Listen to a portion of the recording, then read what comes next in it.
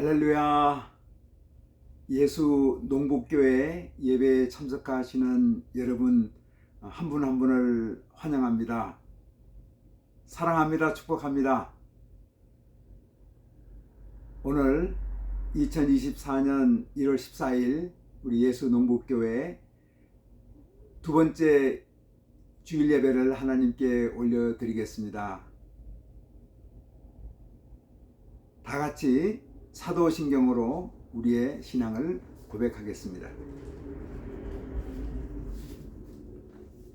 나는 전능하신 아버지 하나님 천지의 창조주를 믿습니다. 나는 그의 유일하신 아들 우리 주 예수 그리스도를 믿습니다. 그는 성령으로 잉태되어 동정녀 마리아에게서 나시고 본디오 빌라도에게 고난을 받아 십자가에 못 박혀 죽으시고 장사된 지 사흘 만에 죽은 자 가운데서 다시 살아나셨으며 하늘에 오르셔 전능하신 아버지 하나님 우편에 앉아 계시다가 거기로부터 살아있는 자와 죽은 자를 심판하러 오십니다. 나는 성령을 믿으며 거룩한 공교회와 성도의 교제와 죄를 용서받는 것과 몸의 부활과 영생을 믿습니다. 아멘. 찬송가 314장을 찬송하겠습니다. 개인적으로 이 찬송은 제가 젊은 시절부터 참 많이 불렀던 귀한 신앙 고백을 담긴 그런 찬송이기도 합니다. 내 구주 예수를 더욱 사랑 엎드려 비는 말 들어소서. 내 진정 소원이 내 구주 예수를 더욱 사랑 더욱 사랑. 이전엔 세상 나 기뻤어도 지금 내 기쁨은 오직 예수.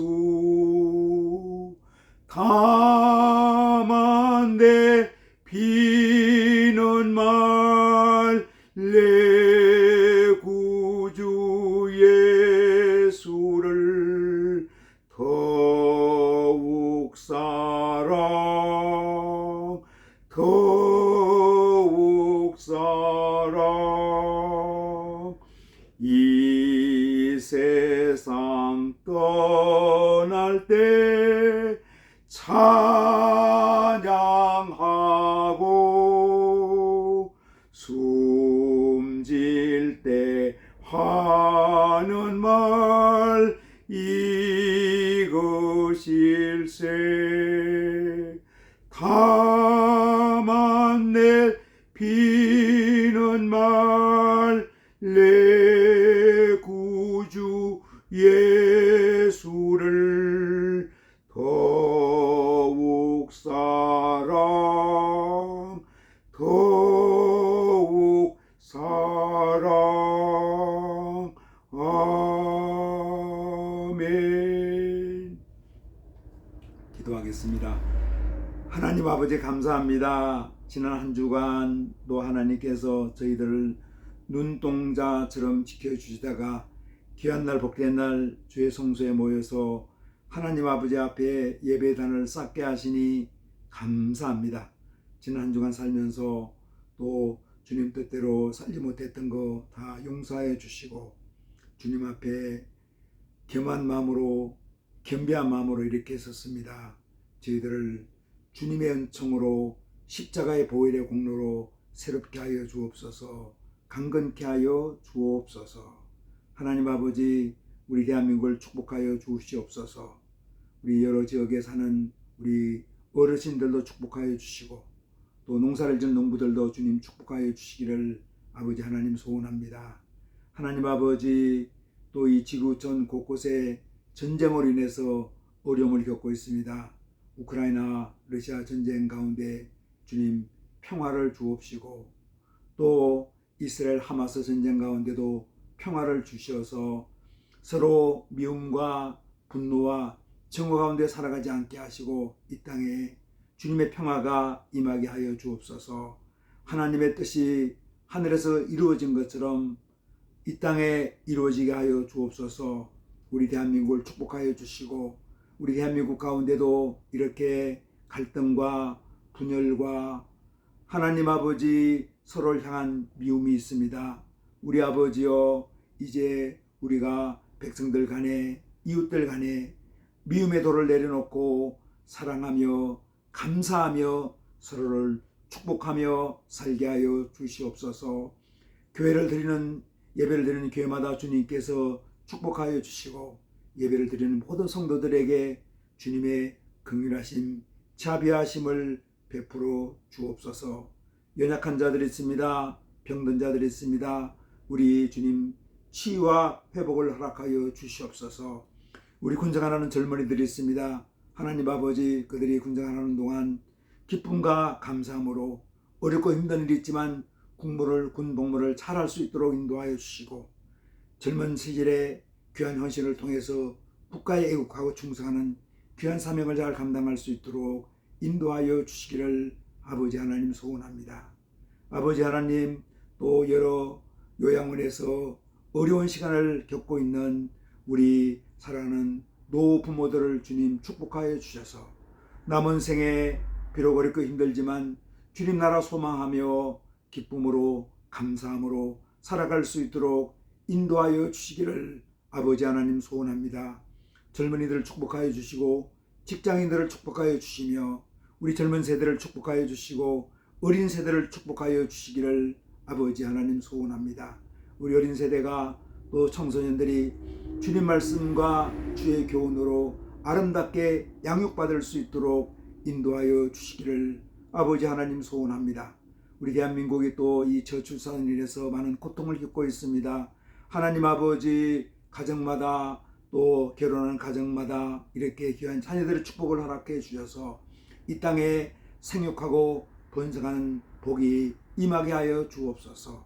오늘도 예배를 통해서 우리 예수님 깊이 만나게 하시고 우리 주님의 긍휼하심, 자비하심을 체험하는 귀한 시간, 은혜의 시간, 복된 시간, 축복의 시간 되게 역사하여 주시옵소서. 예수님 이름으로 기도드리옵나이다. 아멘. 오늘 신 하나님 말씀은 마태복음 2장 9절로 12절까지 말씀입니다. 말씀을 제가 봉독하겠습니다.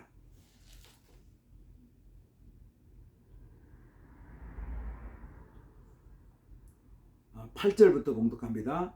베들레헴으로 보내며 이르되 가서 아기에 대하여 자세히 알아보고 찾거든 내게 고하여 나도 가서 그에게 경배하게 하라.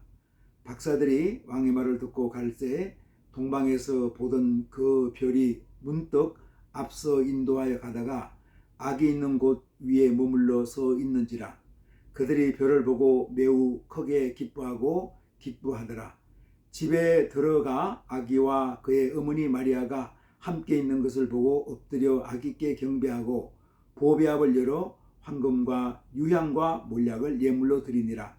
그들은 꿈에 헤로데게로 돌아가지 말라 지시하심을 받아 다른 길로 고국에 돌아가니라. 아멘. 오늘 예수농복교회 두 번째 예배를 드리면서 말씀을 전하게 되었습니다. 우리 예수농복교회는 성도들이 모여서 이렇게 예배 드리는 예배당 그런 형식은 아니고요. 우리가 유튜브 동영상을 통해서 이렇게 어디에서나 예배를 드릴 수 있는 그런 구조입니다. 제가 있는 이곳은 농막을 만든 곳인데 이 근처에는 사인머스켓, 우리가 망고포도라고 그러죠. 그 포도 농장이 있고 여기는 그 농막입니다. 제가 이것을 예배실로 좀 꾸미고 있는 중인데, 그래서 이번에는 요 뒤에 십자가 하나를 이렇게 조금 붙여 놓았습니다. 조금 어색하긴 하지만 저는 또 한 주간 제가 말씀을 정성껏 준비해서 우리 성도님들과 함께 나눌 수 있는 것이 얼마나 행복한지 모릅니다. 오늘 말씀을 같이 나누면서 주님의 귀한 은혜가 여러분과 저에게 풍성하게 임하기를 주님의 이름으로 축원드립니다. 아멘. 제가 군 복무를 마치고 전역한 뒤에 고향에서 지낼 때 큰 홍수가 나서 논이 물에 잠겨 벼가 모래와 진흙더미에 덮였습니다. 그때 아버지와 함께 호미를 가지고 이 흙과 모래에 덮인 벼를 세우는 일을 했습니다. 뜨거운 땡볕 아래서 이 일을 했는데 정말 힘이 들었죠. 그래서 제가 아버지에게 물어보았습니다. 아버지, 이렇게 벼를 세워보았자 벼가 제대로 살아서 열매를 맺을 수가 없을 것 같네요. 그러니까 아버지가 저에게 그래도 농부의 마음은 머릿속에 썩어가는 벼를 그냥 둘 수가 없다, 이렇게 말씀해 주셨어요. 그때 아버지의 말씀은 비록 벼를 이렇게 세워 살아서 열매를 맺지 못한다 하더라도 정성 들인 벼가 썩어 죽어가는 것을 그냥 둘 수가 없다는 것입니다. 저는 한 농부의 말에서 자신이 갖고 온 농작물을 참 사랑하는 마음을 보았습니다. 저는 그 마음에서 경외심을 느꼈습니다. 경외하는 마음은 사랑하는 마음과 공경하는 마음이 하나가 된 소중한 존경의 마음입니다. 한 농부에게서 농작물을 사랑하는 마음이 경외하는 마음으로 승화하는 것을 보는 것은 참 저에게 행복이었습니다. 성도 여러분, 2024년 한 해를 농작물을 사랑하는 한 농부의 마음처럼 우리 성도가 하나님을 경외하는 마음으로 살았으면 좋겠습니다. 그리스도인들이 소중한 삶의 목표는 하나님을 사랑하고 이웃을 사랑하는 일입니다. 이 둘이 그리스도인의 가장 큰 계명이죠. 하나님을 사랑하는 삶을 하나님을 경외하는 마음으로 살아가는 삶이라고 말씀드릴 수 있습니다. 오늘 본문은 동방박사 세 사람이 베들레헴에 가서 이제가 태어난 아기 예수께 경배하는 그런 모습을 보여줍니다. 해마다 성탄절 되면은 성곡으로 많이 공연하는 성경 이야기죠. 동방박사 세 사람이 예루살렘에 도착해서 유대인의 왕으로 태어나실 분이 어디 계시냐고 물었습니다. 제사장들과 백성의 서기관들이 유대인의 왕으로 태어날 분은 베들레헴에서 태어날 것이라고 말합니다. 별은 박사들을 베들레헴으로 인도하다가 아기가 있는 집에 머물렀었고, 박사들은 그 집에 들어가 아기와 어머니가 함께 있는 것을 보고 엎드려서 아기께 경배하고 보배압을 열어서 황금과 모략과 유향을 예물로 드립니다. 동방박사들은 어떤 사람들입니까? 이들은 별을 연구하는 천문학자들입니다. 별을 연구하면서 창조주 하나님을 알게 되었고 하나님을 공경하게 됩니다. 천체를 관찰하다가 특이한 별 하나를 어느 날 발견했습니다. 그 별의 움직임을 포착하게 되었습니다. 그 별을 따라가면 특별한 사람을 만나고 그 사람이 하나님이 이 땅에 보낼 메시아라는 것을 알게 되었습니다. 그래서 그들은 긴 여행을 시작합니다. 여러 산을 넘고 많은 강을 건너하는 힘든 여행입니다. 여행을 시작하기 전에는 망설임도 많았습니다.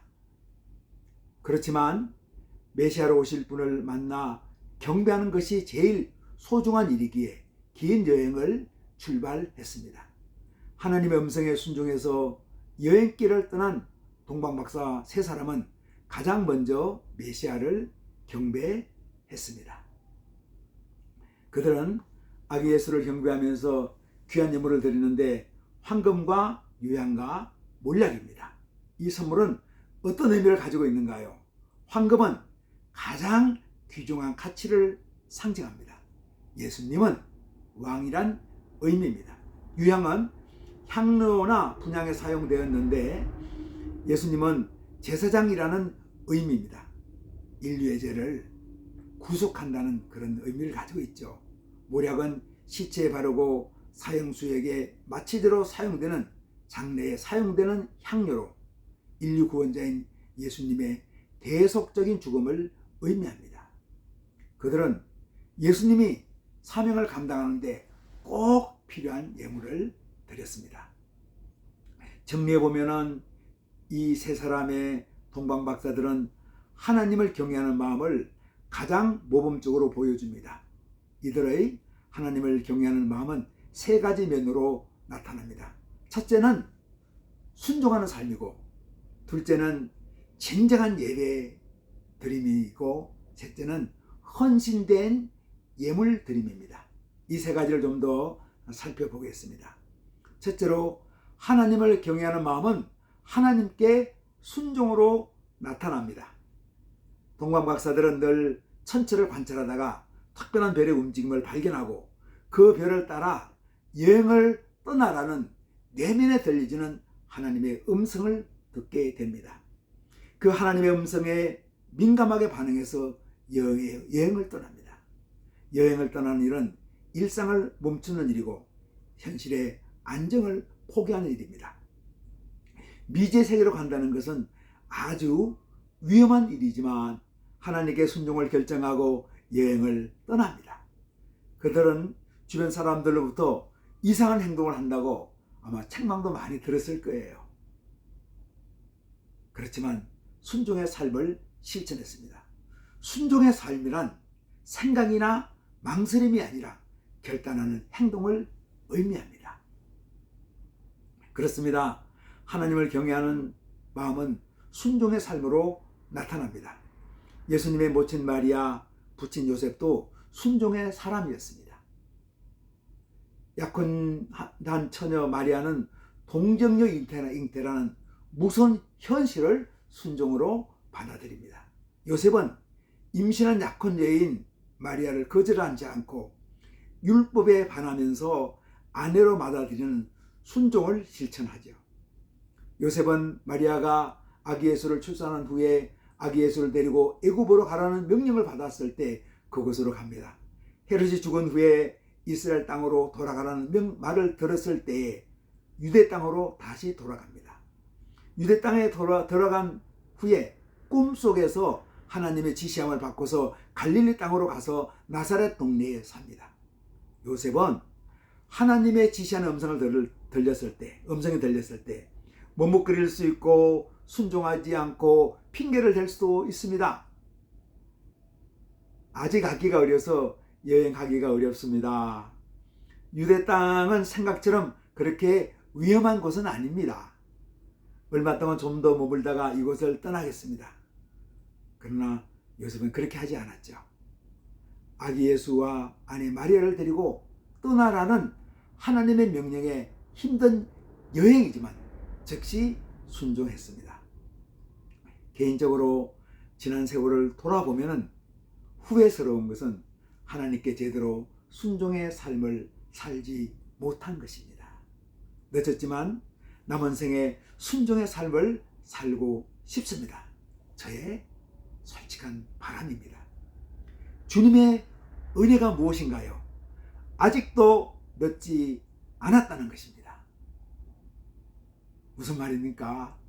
지금까지 실천하지 못했지만, 지금까지 순종을 제대로 실천하지 못했지만 아직도 늦지 않았으니까 지금 실천해도 좋은 것, 훌륭한 것이라는 거죠. 예수님 나의 구주입니다. 예수님 나의 생명입니다. 예수님 내 인생의 주인 되십니다. 주님의 은혜가 우리에게 있습니다. 아직도 늦지 않았습니다. 우리 여러분, 우리 남은 생에 순종의 삶을 함께 실천해 나가면 좋겠습니다. 둘째로 하나님을 경외하는 마음은 예배 생활로 나타납니다. 먼 길을 여행한 동방박사들의 첫 번째 행위는 아기 예수를 만나서 무릎 꿇고 경배를 드렸습니다. 예배는 가장 귀한 공경의 표시입니다. 가장 심오한 경외하는 마음의 표시입니다. 믿음의 조상으로 알려진 아브라함은 가는 곳마다 먼저 제단을 쌓았습니다. 그가 가나안 땅에 처음 들어갔을 때 했던 일은 세겜 땅 모래 상수리나무 근처에서 가장 먼저 제단을 쌓고 하나님께 예배드림이었습니다. 제가 7년 전에 고향 상주에서 기촌에서 노문을 모시고 생활하면서 매일 저녁 예배를 드렸습니다. 농사일이 분주할 때도 있지만 늘 예배를 드렸습니다. 찬송가 5곡을 부르고 성경 한 장을 어머니와 함께 읽고 제가 기도하고 주 기도로 예배를 마칩니다.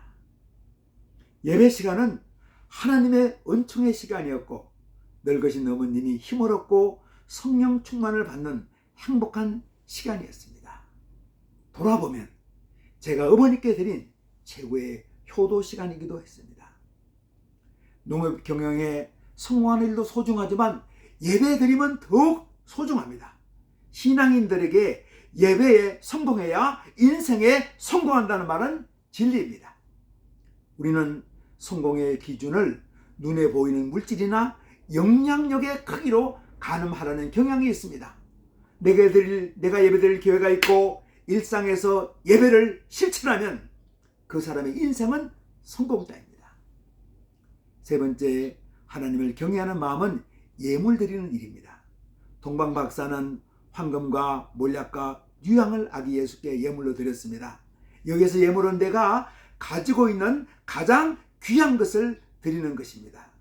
때로는 그것은 물질이고 때로는 시간이고 때로는 우리의 정성입니다. 자기의 최선의 것을 드립니다. 최선은 물질의 양을 의미하지 않습니다. 군교를 섬기면서 아쉬웠던 것은 대부분의 병사들이 헌금 생활을 하지 않습니다. 그래서 종종 고민에 빠지기도 했습니다. 예배 시간에 헌금 시간을 아예 빼버리는 것이 좋지 않을까 생각했습니다. 헌금 시간이 병사들의 예배 참석에 부담을 느끼게 해서 교회 출석을 꺼리게 하고 결과적으로 선교의 길을 막는 것은 아닐까 하는 생각이 들었어요. 또 한편으로 자괴감도 들었죠. 병사들에게 제대로 은혜를 끼쳤다면 병사들이 열심히 헌금에 참여할 텐데 그렇지 않은 것은 목사인 저의 능력 부족 때문은 아닐까 하는 생각이 들었습니다. 간혹 헌금하는 형제들을 볼 때는 참 기뻤습니다. 그런데 생각을 바꿨습니다. 주님께서 깨달음을 주셨습니다. 병사들이 예배 참석하는 것 자체가 최고의 예물 드립니다. 주님의 음성이었습니다. 교회를 섬기는 군종의 형제들과 한 달에 한 번 정도 회식을 했습니다. 어떤 형제들은 이 회식을 대접받는 것으로 생각해서 부담감을 느낍니다. 그들에게 말합니다. 귀한 주님의 식사 자리에 참여해서 사랑의 저절을 나누는 것은 귀한 헌신입니다. 예물드림은 주어진 일에 최선을 다하는 일상의 일입니다. 일상도이죠. 농부가 농사를 잘 지어 좋은 수확을 얻는 것도 최고의 예물드림입니다. 성도 여러분, 2024년 한 해를 하나님을 경외하는 참마음으로 살아가시기를 축원합니다. 아멘. 이 시간에는 치유 기도를 드리는 시간을 갖겠습니다. 야고보서 5장 16절 말씀 보면은 너희가 서로 죄를 고백하고 병낫기를 위해서 간구하라. 의인의 기도는 의인의 간구는 역사하는 힘이 크다고 많다고 말씀하고 있습니다. 여러분 이 시간 자기 연약한 곳에 한번 손을 얹으면 좋겠습니다. 생각이 복잡합니까? 머리에 손을 한번 이렇게 얹으시고 또 마음에 상한 마음, 상처로 힘듭니까? 가슴에 손을 한번 얹어보고요. 또 내가 연약한 곳이 있으면 저는 좀 왼쪽 무릎이 좀 약합니다. 그래서 이번 주에 이제 태국 선교여행을 떠났는데 무릎이 약해서 걱정이 돼서 저는 이 무릎에 손을 얹고 기도하려고 하고 있습니다. 또 피부병 또 여러 가지 병이 있으면 그 아픈 곳 또 상처난 곳에 한번 손을 얹고 한번 기도하면 좋겠습니다. 하나님 아버지, 이 시간 연약한 몸을 또 주님 앞에 내어놓습니다. 하나님, 우리 생각이 복잡합니다. 주님, 단순한 생각 주옵소서. 또 이렇게 마음에 상함이 있습니다. 마음에 분노가 있습니다. 마음에 억울한 생각이 있습니다. 마음에 섭섭함이 있습니다. 가까운 사람들의 말로 인해서 마음의 상처를 입었습니다. 주님, 이 시간 저희의 상한 마음을 고쳐주시고 회복시켜 주옵소서. 주님의 온유하신, 주님의 거룩하신, 주님의 자비하신, 주님의 긍휼하심이 우리에게 임하게 하여 주옵소서. 우리 병든 부분이 있습니다. 연약한 부분이 있습니다. 상처난 부분이 있습니다. 우리 주님 피 묻은 손으로 안수하사 깨끗게 하여 주시고 온전케 하여 주시옵소서. 나사렛 예수 그리스도 이름으로 명하노니 여러 부족하고 병들고 연약한 분이 온전하게 될지어다. 나사렛 예수 그리스도 이름으로 명하노니 약하고 연약한 육체 부분마다 힘든 정신마다 온전케 될지어다. 아멘. 할렐루야. 하나님 아버지, 저희의 주님의 치료의 손길을 믿습니다. 외양간의 송아지가 펄쩍펄쩍 뛰는 것처럼 지혜의 광선 비춰주셔서 저희들을 회복시켜 주시고 온전케 하여 주시옵소서. 한 주간을 믿음으로 승리하며 살게 하여 주옵소서. 예수님 이름으로 기도드리옵나이다. 아멘. 예배를 인도하면서 종종 어색함을 느낄 때가 있습니다. 그러나 유튜브로 여러분들 이렇게 한 분 한 분 기억하면서 저는 기도합니다. 그리고 이 유튜브 드리는 저희 예수농복교회는 지역교회가 아니고 전국교입니다. 세계 어디서나 함께 예배를 드릴 수 있는 그런 귀한 예배 공동체입니다. 여러분 한 주간 동안 사랑합니다. 감사합니다. 고맙습니다. 축복합니다. 축도하겠습니다. 이제는 우리 각 사람의 구주 되시고 우리 가정 호주 되시며 교회의 머리가 되시는 예수 그리스도의 은혜와 하나님 아버지의 자비하시고 긍휼하시고 온전하신 사랑하심과 성령님의 감동, 감화, 교통, 내주 충만케 하는 역사가 여기에 함께 예배드리는 주님의 귀한 자녀들과 그들의 가정과 일터 위에, 조국 대한민국 위에, 또 세계 여러 곳에서 주의 일에 힘쓰는 사랑하는 주님의 백성들 위에 이제로부터 영원토록 함께 계시기를 간절히 축원하옵나이다. 아멘. 여러분 감사합니다. 한 주간 믿음으로 승리하시기 바랍니다. 사랑합니다. 축복합니다.